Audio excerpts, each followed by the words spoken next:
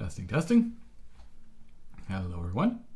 I'm just going to open this in a different tab. That way I can keep both of these. So the premiere just finished. Oh, excellent. And I see that Janice is already over here. And okay, yeah, so I think we're going to switch over to the live stream. Let me know if the audio is okay, and whether this all seems to be working correctly. Thanks, Janice.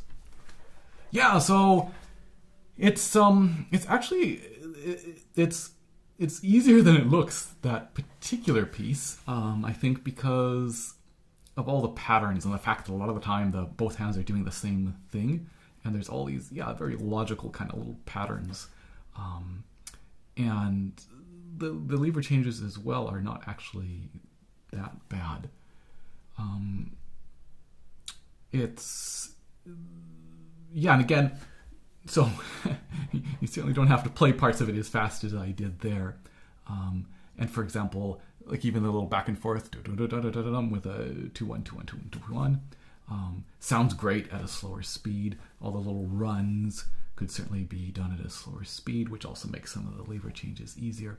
And so what I found working with some students on this is that it can, of course, be a very impressive and difficult sounding piece, but that it's also fairly accessible and playable, again, at a slower speed, for example, certainly with certain sections, playable for a fairly wide range of skills.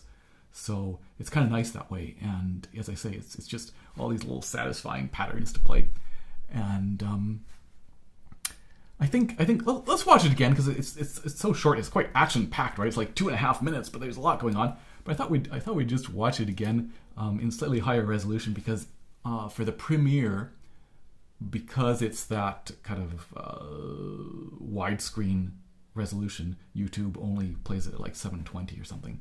So let's do that. Let's watch this again for a second, if you don't mind. Get another listen. Let's see. Here we go.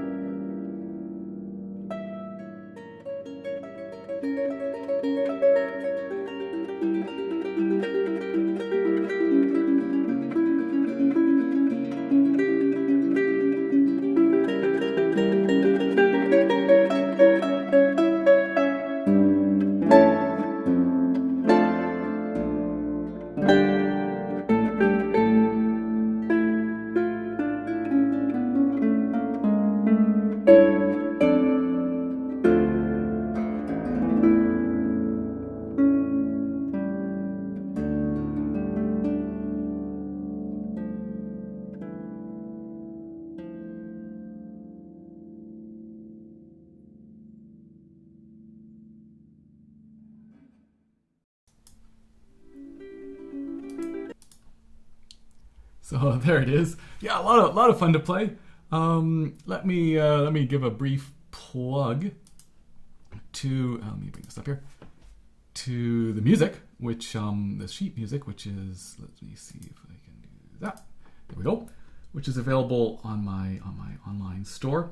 So it's part of my book transcriptions for Lever Harp, so one of 7 pieces. But it's also, you can get it just as a standalone somewhere here, just on its own, if that's the only one that you want to play. Or if you want to play the Toccata and Fugue, which on pedal harp, you can get that as a bundle with both the Lever Harp arrangement and the pedal harp arrangement for both the Toccata and the Fugue. So, yeah, and maybe I'll stick a link to that in the chat. There we are. And so let me catch up on some of the chats. Hi, Transrealism More. Love your screen name. That's great. Hi, Mary. Zishan. Hi, Pakistan. Awesome. And thank you. Oh, lots of claps. Thanks, Alessandro. And Patricia. Location. Yeah, so a shout out to my brother Noah for his help in filming that. He was the one operating the camera. We had actually 2 cameras, a static camera, and then he was hand-holding one. And this is this beautiful park in our local university, which of course at this point is pretty deserted because nobody's actually, it's all virtual stuff at the moment.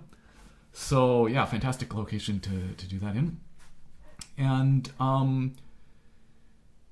yeah, so that was filmed that actually about a month ago now, I think, but it's taken me a while to edit it and put it together. And I'm going to do the rest of the music, of course, in that.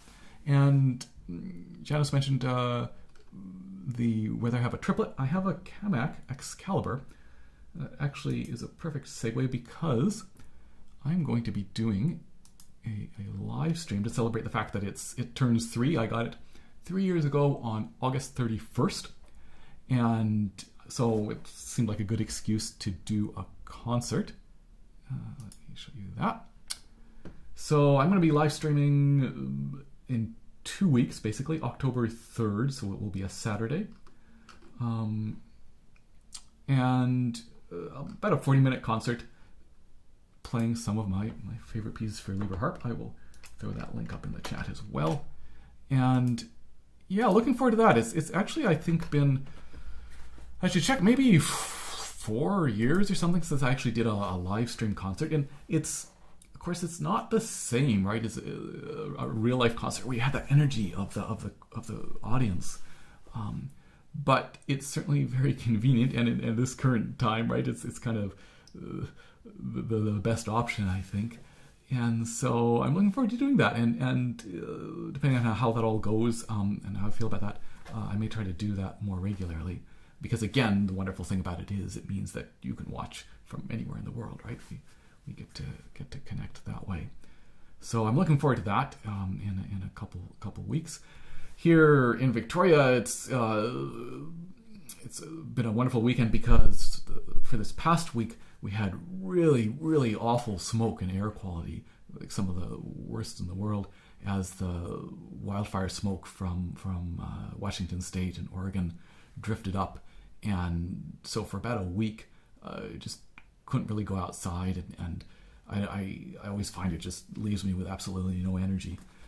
But anyway, on the weekend it's cleared up, and today a little bit cloudy, but there were some blue skies earlier and some sunshine, and you can go outside and breathe, and certainly a reminder of how amazing it is to have good air quality, and of course it's so easy to take for granted. And certainly, feel lucky that didn't have to worry about evacuating or losing my house or something like that in the fire, which can't imagine. So, but yeah, anyway, it's a good day. And let me just catch up here on some chat. I can't believe you played this piece on the Lever Harp. Yeah, so Mary, as I say, it's not as hard as you might think. Now, I think trying to do the fugue, again, I don't know if that would be at all possible. It's hard enough on the pedal harp where you're keeping your feet super busy as well as your hands. So to try to do the pedal work and the notes at the same time with the levers, I think would be pretty challenging. And hope you didn't find the bottom lake. Exactly, Excalibur. Haha. And performing at Somerset Harp Festival. Yes, I performed there in 2017, I think, Mary. Alessandro, excellent. Noderman's Second Sonata. Yes, fantastic sonata. That's one of the pieces in my collection of the transcriptions for Lever Harp. Right now I'm working on the first because I'm planning to record that first because I worked on it more. But that second sonata is a fantastic C minor, really, really fun to play. The toccata, it's got a toccata. It's the last movement is a toccata, and it's quite a rip-roaring time and a lot of fun. So I'm looking forward to working on that once I finish recording the first sonata. Let's see. Wildfires. Yeah. So in 2017 and 2018, we had some quite bad wildfire season in BC. And last year and this year, it's been pretty good. But then again, yeah, the smoke just drifting up. And of course, it's pretty crazy because I would keep watching some site which would show sort of a forecast of where it might go and to watch the smoke drift across the continent. Pretty amazing. Miking a harp. Yes. So actually that's what I wanted to mention, because so for that video, what I do when I'm recording outside is I just take my, sorry, the focus is a pretty thin depth of field right at the moment, so you can maybe see this. This is going to be out of focus. I take my Zoom H5, which is one of these sort of portable recorders, and you can plug other mics into it, but I just use the onboard mic. Well, actually, it's a detachable mic system, but anyway, I just use this, and I put it inside the body of the harp. So just as if you were to change the wire strings, put it in that lowest circle, put that in, and record that way. And the advantage of that is I don't have to really worry about the outside noise. So if you get to some traffic noise or people talking or dogs barking or something like that, or wind even, it does a fantastic job of cutting down with that. And I think this does a pretty good job of recording the harp. Now I added a certain amount of reverb to that recording, trying to get a little bit of that organ sound. But I've been happy with that. Again, for traveling and on location, it's a pretty good mic. And then as for miking harps, like it's just playing around with it. Oftentimes it does better with a slightly further away position, just because you pick up some less of the surface noise. But then sometimes there's something very nice about a close mic. There's often a weird spot right in front of the column, right, as the sound kind of travels around that. So something to be aware of. But yeah, I don't have any great advice. Yes, place it exactly this position and you're going to get the most amazing sound, because it'll partly depend on the harp and the mic that you're using and the room that you're in. Let's see, anything else? Oh, and Mary, yes, of course I know Leanne. She let me practice on her harp. So that was 2016, I think. Anyway, I was on transit from a couple different concerts and stopped in New York for a day or two, and she very kindly let me come to her apartment and practice for a little bit. So that was very handy.